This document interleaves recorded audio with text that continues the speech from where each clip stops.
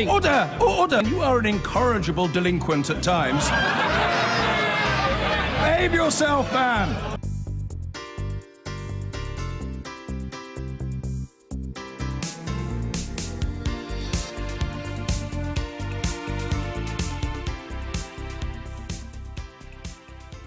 Let's move on now, though, and the International Trade Secretary Liam Fox has used an interview with the Sunday Times this morning, to say that a no-deal Brexit is now a strong possibility. In an interview with the Sunday Times, he said, "I think the intransigence of the Commission is pushing us towards no deal.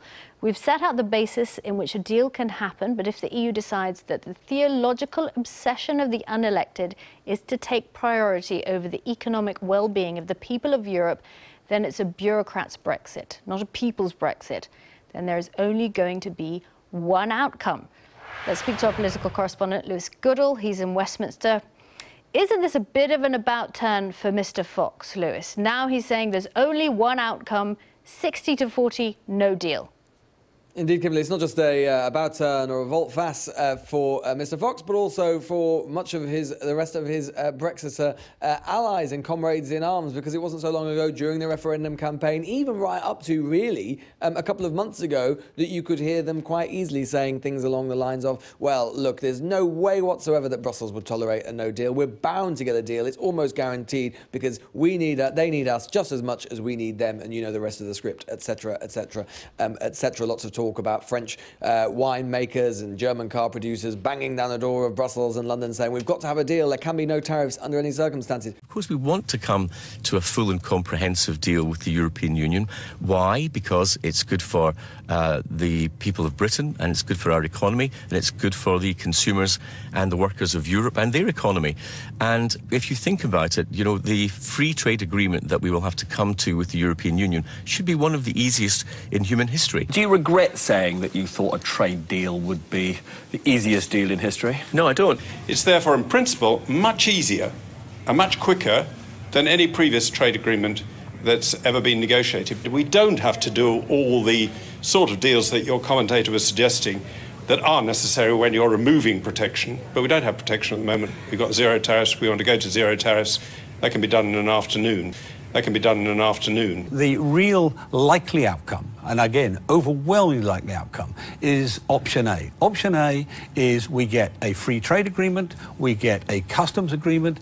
All of those make the Northern Ireland issue much, much easier to solve. That's why I believe it will be easy to negotiate these terms. It will be easy to negotiate a trade deal. And of course, you know, it is in the European Union's interest just as much as it is ours. Very, very different mood music now, not only from Number 10, but also from the Brexiters themselves, who, as you alluded to there, as you read out from his interview, are blaming fairly and squarely Brussels and saying that they are being intransigent, they're being difficult, they're being rigid, and they're not allowing Britain the flexibility that would allow a beneficial deal on both sides.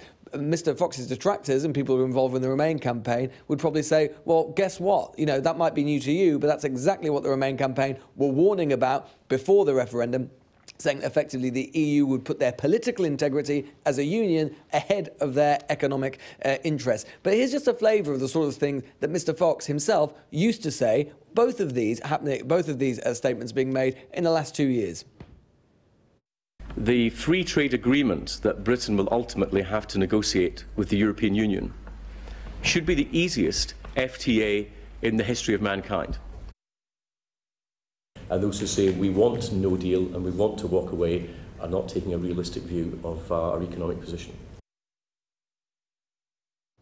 So why this change of approach? Well, I think for a number of different reasons. From Number 10, there's a feeling in Number 10 that they have got to try and talk up the prospect of a no deal to make the public as aware as possible about the possibilities of a no deal and the natural consequences that would flow from it, the damaging consequences, as they would see it, that would flow from it, in an attempt to try and get the public on side with the Chequers deal, the Prime Minister's Chequers deal, and the potential extra compromises that could well and probably will have to be made further down the track. I think the motivation, though, is slightly different for Mr. Fox and for the other Brexiters, because I think what they're concerned about is that if you get to November, you get to December, and there's no deal, then suddenly some of the public who heard many of those same statements that we heard there, and many, many more besides, from Nigel Farage and from Boris Johnson and from Michael Gove and all of the rest, saying that a deal was all but guaranteed, could turn around and say, well, hang on a minute, you said we were going to get a deal. We haven't got a deal. Perhaps we should have a second referendum. So I think they're trying to rhetorically head that off at the pass and try and prepare the ground for essentially saying this is Brussels' fault. They're being very, very difficult. Just goes to show why we don't want to be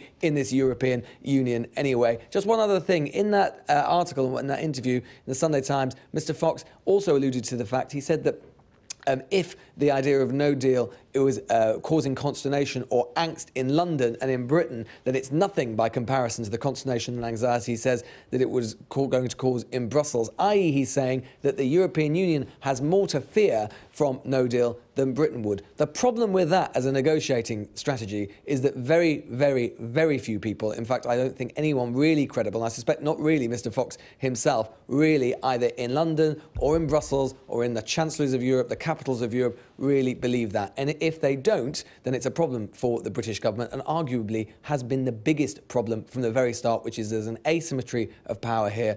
Although it would be damaging, no deal would be damaging for both Britain and the European Union, frankly, it would damage us more.